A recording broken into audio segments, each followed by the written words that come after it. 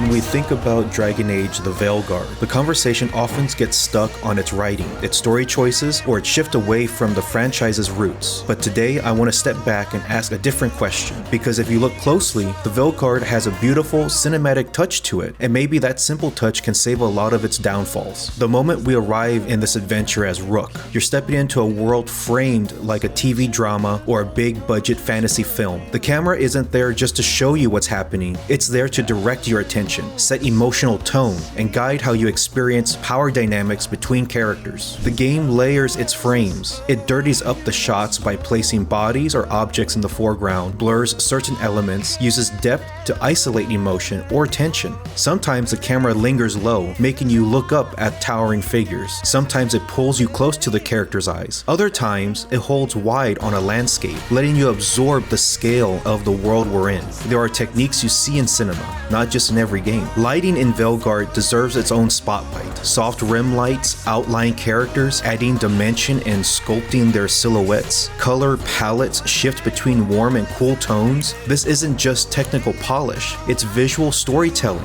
It's the game using lighting as a character of its own, helping shape how you feel moment to moment. But here's the truth. While the game's cinematic language is sophisticated, its script doesn't always rise to match. The camera and lighting say, this moment matters, but sometimes the dialogue or character writing feels shallow or rushed.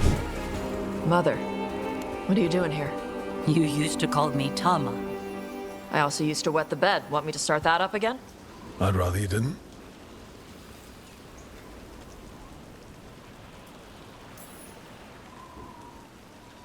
Because she's sleeping in my base, which means I own the bed.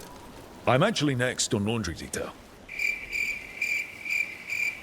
Veilguard shifts away from Dragon Age's tactical legacy and dives headfirst into fast-paced action combat.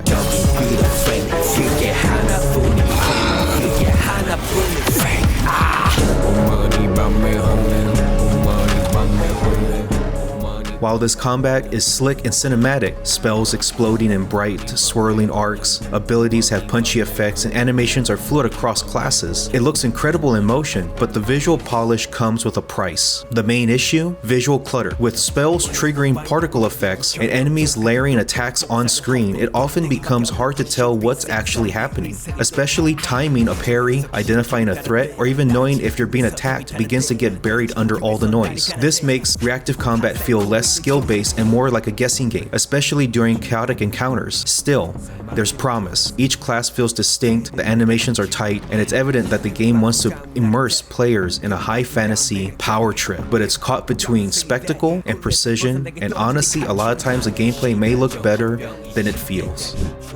He thought he needed to take care of me. He called me Vora Shivan, hummingbird in Elven. Said it was because I could never sit still. But he loved me for it. Said it kept him thinking, trying to keep up. And he helped me too. He kept me focused, anchored. And now he's gone. Because I wasn't good enough. So, should you play Veilguard? If you come for the writing, you might feel underwhelmed. The narrative stumbles, the lore feels loose, and the companions don't always land with the same punch as its past entries. But if you come for the experience of stepping inside a game shaped with a cinematic touch, a game where every shot feels considered, in a medium where visual language is often an afterthought because at the end of the day, the game has to be fun, this game speaks fluently visually. So what do you think? Can stunning visual language carry a game where the script stumbles? Let me know in the comments below. And if you love deep dives into games as a visual art, hit subscribe, because here we look at games from a different perspective.